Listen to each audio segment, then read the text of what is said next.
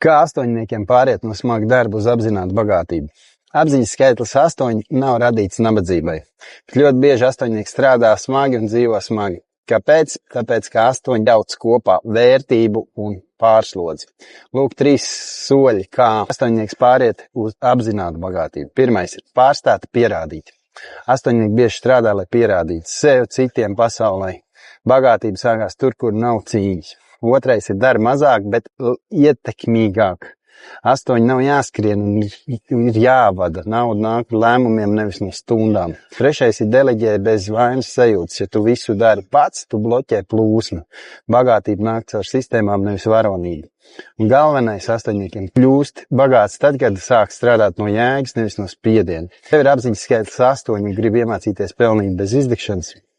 Pieseko. Tad cipar psiholoģija palīdz iziet no smaga darba uz apzinātu bagātību.